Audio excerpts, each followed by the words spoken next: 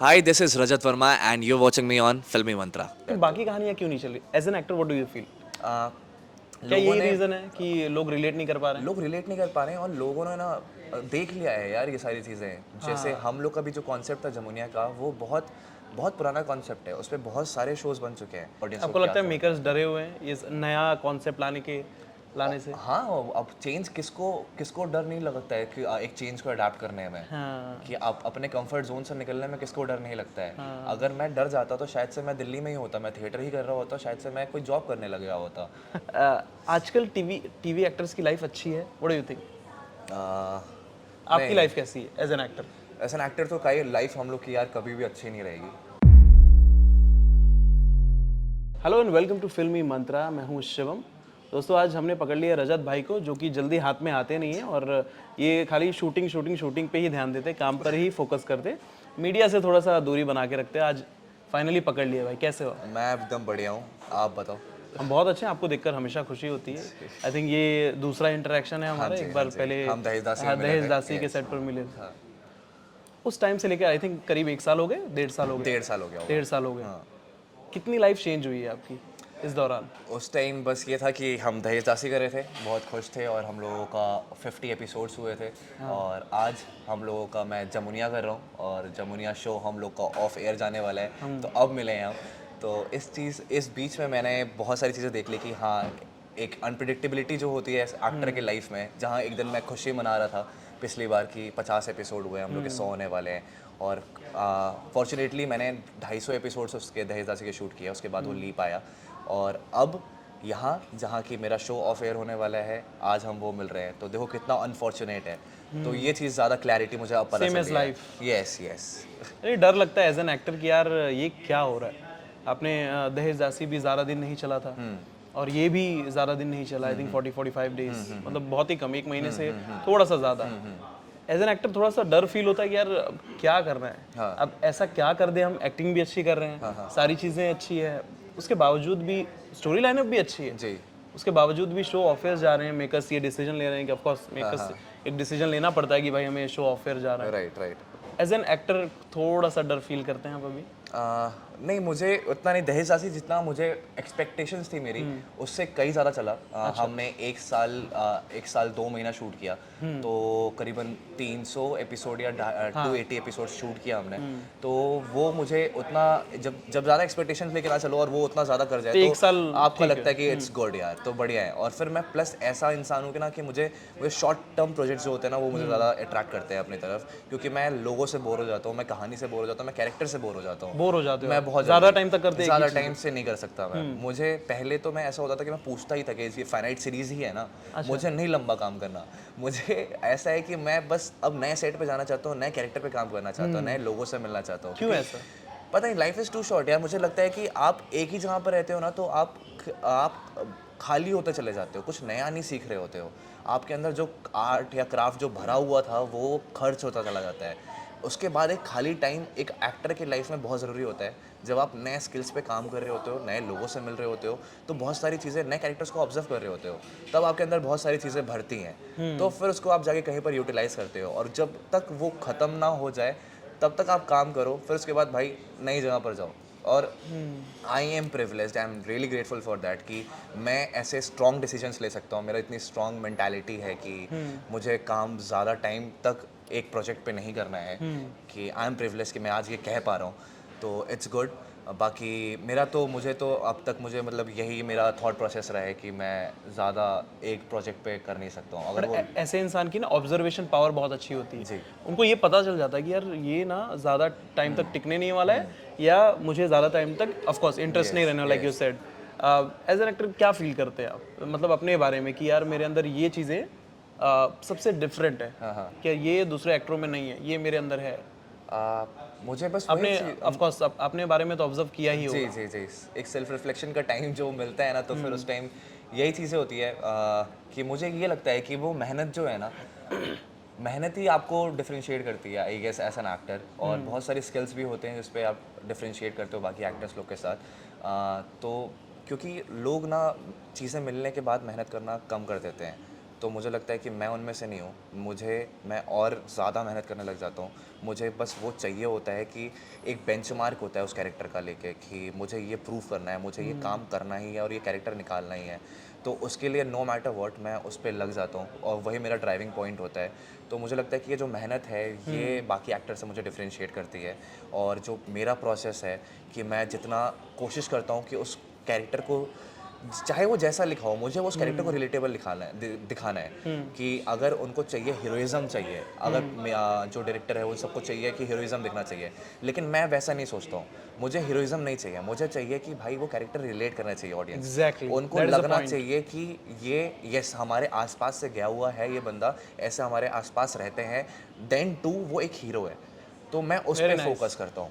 तो जब तक मुझे वो चीज़ नहीं मिल जाती है ना, तो तब तक मैं इवन आई उस पर फील द लगा रहता सेम। हूँ। यस एज ए जर्नलिस्ट मैं भी यही फील करता हूँ कि यार एक्टर को ना इस तरीके के जो कैरेक्टर्स हैं ना वो निभाने चाहिए जो लोगों को रिलेटेबल लगे। जी और आपने नोटिस किया होगा आजकल यही सारी चीज़ें चल भी रही है जी, यस यस यस। है ना कि यार ये तो मैं ही हूँ। हाँ हाँ, जैसे आप पंचायत वगैरह ये सारी पंचायत हो सीरीज गया, देखते गुल्लक हैं। हो गया, अगर ये गुल्लक हो सब गया। देखो तो आपको लगेगा कि आपके घर में, आपके आंगन में वो सारी कहानी बनी बनी हुई है, वो सारे किस्से वहीं के हैं। तो वो ऐसा लगता फिर है। तो बाकी कहानियाँ क्यों नहीं चल रही? As an actor what do you feel? आ, क्या लोगों यही ने रीज़न है कि लोग रिलेट नहीं कर पा रहे हैं? लोग रिलेट नहीं कर पा रहे हैं और लोगों ने ना देख लिया है यार ये सारी चीज़ें। जैसे हम लोग का भी जो कॉन्सेप्ट था जमुनिया का, वो बहुत बहुत पुराना कॉन्सेप्ट है, उस पर बहुत सारे शोज़ बन चुके हैं। फ्रॉम द डे वन मुझे लग रहा था, मुझे उतना फोकस नहीं था कि मतलब मुझे उतना बिलीव नहीं हो रहा था उस पर कि ये उतना चलेगा। मुझे ओके। ऑनेस्टली मैं सोचता था कि ये 6 महीने चलेगा, उसके बाद सच में पता नहीं है शो का, क्योंकि बस इसके मेकर्स अच्छे हैं, इसके जो वेद सर जैसे हैं इससे एसोसिएटेड हैं, तो ये आगे का जो ड्रामा होगा वो बहुत अच्छा बन जाएंगे, वो बहुत अच्छा लिख जाएंगे, ये सारी चीज़ें हो जाएंगी। मैंने ये सोचा था। ऑनेस्टली मुझे नहीं लगा था कि ये वर्क करेगा कॉन्सेप्ट। तो इसीलिए मुझे लगता है कि जहाँ पर लोगों ने ना बिजनेस देखना शुरू कर दिया, कहानी छूट गई है वहाँ पर, कंटेंट खत्म हो वहाँ गया। क्राफ्ट छूट गया आपका। आप क्राफ्ट पे फोकस करो ना। अगर आपको लग रहा है कि टीवी ख़त्म हो रहा है, तो फिर यार तुम कहानी पे फोकस करो।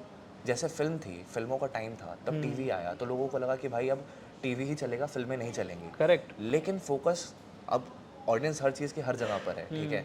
लोग टीवी भी देख रहे हैं, लोग फिल्में भी देख रहे हैं। और अब लोग बोलते हैं कि ओटीटी आ गया तो टीवी वालों को डरना चाहिए भाई, और टीवी अब नहीं चल रहा है। लेकिन ऐसे में अनुपमा चल रहा है, ये रिश्ता क्या कहलाता चल रहा है, तो ये सारे शोज़, तो तारक मेहता का उल्टा चश्मा चल रहा है। It's been more than 16 Yes, 17 तो ईयर। वो सब शोज़ तो कर रहे हैं ना कुछ। तो हमें लगता है कि कंटेंट पे हमें बहुत फोकस करना चाहिए ऐसे में, और बिजनेस छोड़ना चाहिए, बिजनेस थोड़ा सा रिस्क लेना चाहिए, और बस स्टोरी को बहुत बारीकी से काम करना चाहिए कि ऑडियंस को आपको क्या लगता है समझ। मेकर्स डरे हुए हैं ये नया कॉन्सेप्ट लाने से? हाँ, अब चेंज किसको डर नहीं लगता है कि एक चेंज को अडाप्ट करने में, हाँ। कि आप अपने कंफर्ट जोन से निकलने में किसको डर नहीं लगता है। अगर मैं डर जाता तो शायद से मैं दिल्ली में ही होता, मैं थिएटर ही कर रहा होता, शायद से मैं कोई जॉब करने लग गया होता। मैं उस कंफर्ट से नहीं निकलता। मैं सोचता नहीं कि एक नए शहर जाना है जहाँ मैं किसी को जानता नहीं हूँ, वहाँ जाके अपना करियर बनाना है, इतने बड़े सपने देखे जो, और आज मैं बैठ के आप मेरे साथ बात कर रहे हो। तो अगर मैं ये सब अपने कंफर्ट जोन से नहीं निकला होता तो शायद से नहीं होता। क्या होते अगर एक्टर नहीं होते तो क्या बनते?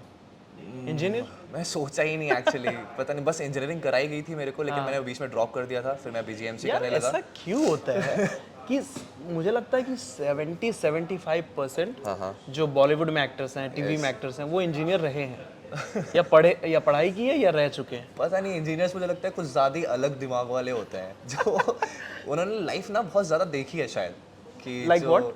ऐसे जो कॉलेज वाला टाइम होता है ना, आप जब हॉस्टल में रहते हो, जो अपने बहुत दोस्तों के ड्रामा साथ होता है share- वहाँ पे। बहुत ड्रामा होता है। एक मेडिकल वाले स्टूडेंट्स के साथ और एक इंजीनियर वाले स्टूडेंट्स के साथ, उनके ना लाइफ में बहुत बहुत ड्रामा है, बहुत। और ना इंजीनियरिटी होती है कि आप ना जुगाड़ू बहुत होते हो, ठीक है, एज एन इंजीनियर, और ये सारी चीज़ें, तो आपको पता है कि काम कैसे निकालना है, क्या जाएगा, चीज़ें करनी है। तो वो जो क्यूरियोसिटी होती है ना, वो एज एन एक्टर और इंजीनियर में ना बहुत कॉमन होती है वो क्यूरियोसिटी, कि इंजीनियर भी कुछ इन्वेंट कर रहा होता है और एज एन एक्टर भी आपको एक कैरेक्टर को इन्वेंट करना है, तो वो क्यूरियोसिटी आपको ड्राइविंग पॉइंट होती है। तो आई गेस ये सिमिलैरिटी होती है, तो इसीलिए शायद से इंजीनियर से लोग मोस्टली शिफ्ट हो जाते हैं एक्टिंग पे। या अच्छा, जमुनिया की बात करूं तो 45 डेज आपने शूट किया। सबसे स्पेशल क्या चीज़ लगी उस शो के बारे में सबसे स्पेशल मुझे यही लगा कि apart from your character? Apart from my character obviously कि देखिए हम काम तो करते रहेंगे, सब लोग काम करेंगे, जो भी वहाँ से निकले हैं सब लोग कहीं काम कर रहे होंगे, बट सबसे जो रेयर होता है ना वो माहौल होता है।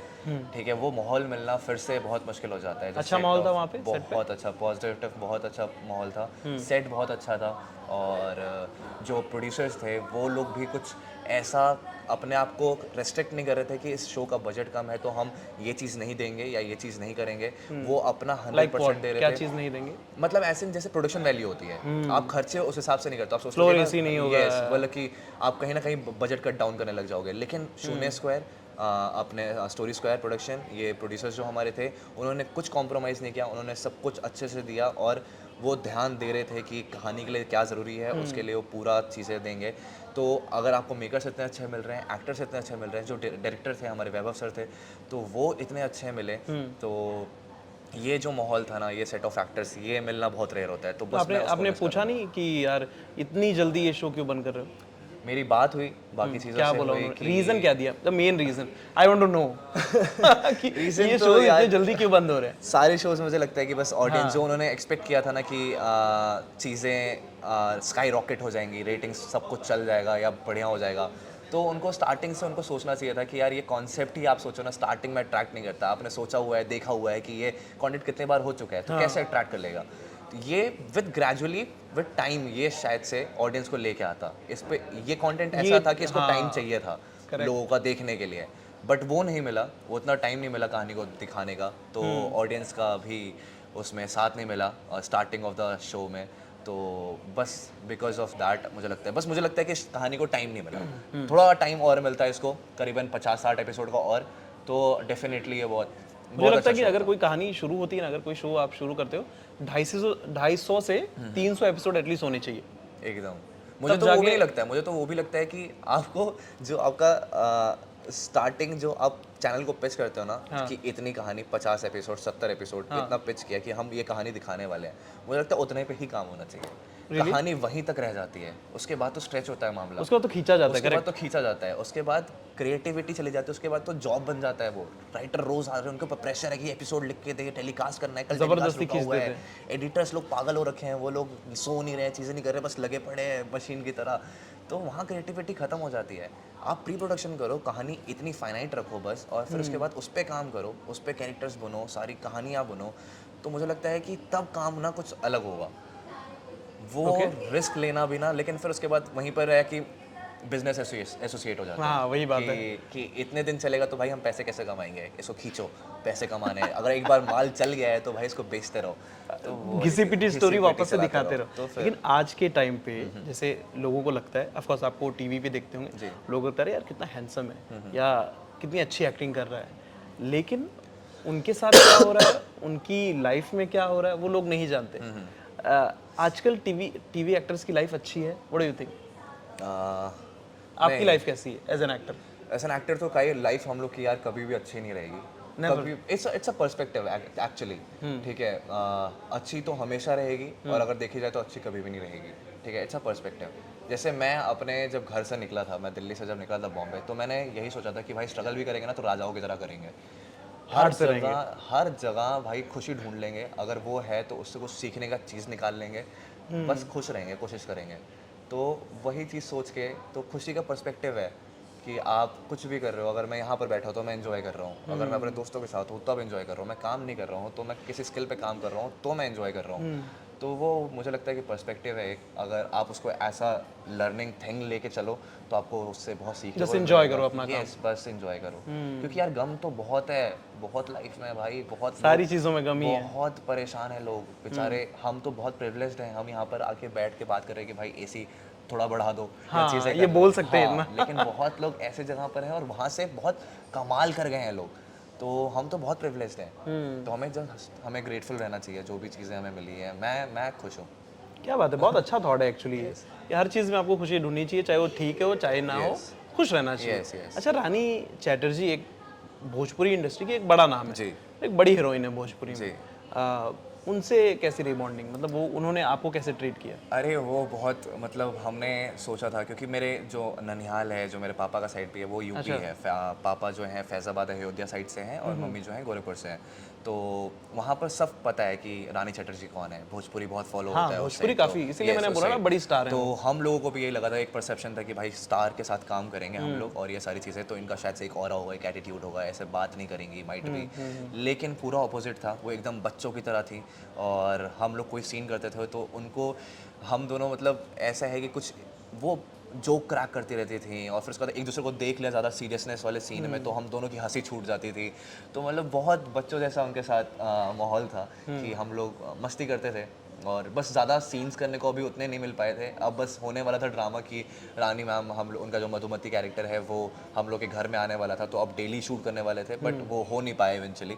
तो बस जितना हमने काम किया, लेकिन वो बहुत अच्छा माहौल था। चलिए छोड़िए, जो हो गया सो हो गया, अब आगे के क्या प्लान्स हैं? आगे के प्लान्स तो यही हैं कि अभी मेरा फोकस मोस्टली तो वेब सीरीज और फिल्म्स के लिए ही है। अच्छा, कोशिश टीवी हम में उसमें, टीवी में भी है, कोशिश तो हम उसमें कर रहे हैं। अपॉर्चुनिटीज़ आ रहे हैं टीवी से, मॉक्स चल रहे हैं, मीटिंग्स चल रहे हैं, देख रहे हैं कुछ अच्छा कैरेक्टर मिल जाता है, वर्कआउट हो जाती है चीज़ें। तो अगर उससे पहले वेब सीरीज़ या कुछ उससे पहले कोई एक अच्छा कैरेक्टर आ जाता है किसी शो में या कोई अच्छा मेकर आगे अप्रोच कर लेता है और जो कि मेरे लिए ऐसा पर्सन अच्छा होगा, तो ऑब्वियसली मैं उस तरफ जाऊंगा, इंक्लाइंड होऊंगा। बिल्कुल। तो बस यही है अभी तो फोकस। चलो भाई, जो भी करो आप, उसमें आपको सक्सेस मिले। आज की जो भाग दौड़ भरी ज़िंदगी है उसमें सक्सेस बहुत मुश्किल है, लेकिन आप, I wish you all the very best for you, what thank ever you do in life, Yeah. Will be succeeded. Yeah, thank you thank you so so much for much. Talking to us.